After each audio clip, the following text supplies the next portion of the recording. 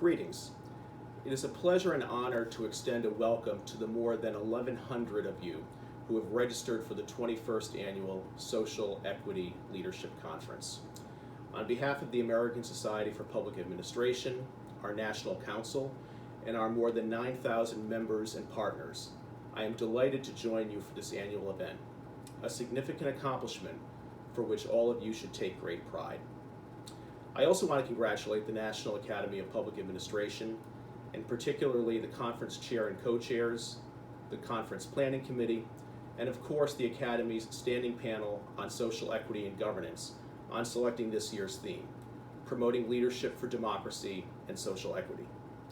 As many of the conference presentations demonstrate, and the panels over these 3 days reflect, advancing racial equity and support for underserved communities remains that admirable goal to which so many of us commit, but one that remains far too elusive for too many, too often, and in too many places.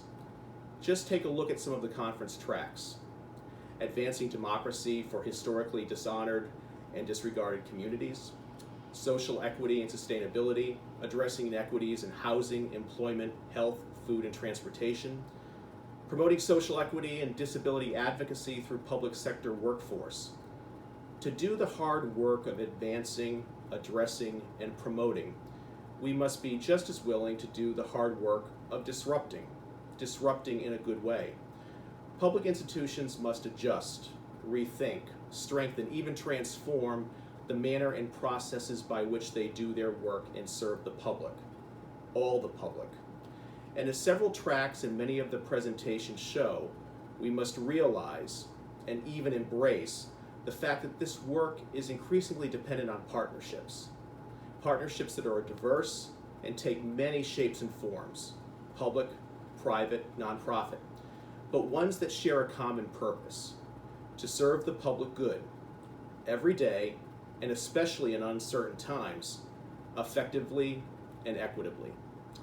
As an Academy Fellow, but also a former Academy staff member, I want to express my personal appreciation to the NAPA leadership and talented staff for your commitment to making justice, fairness, inclusion, and performance central to our vision at the Academy. This conference is just one of many examples. I also want to thank and congratulate my great friend and colleague, Richard Gregory Johnson III, for his tremendous leadership in organizing such a successful event, and to co-chairs Agatha Carballo and Louis Irizarry for their creativity and support. They have served this event just as ably and admirably as they do for so much of our work here at ASPA. Once again, I wish you a warm welcome. I look forward to our time together, and thank you for what you do in advancing equity around the world, in our country, and in our communities.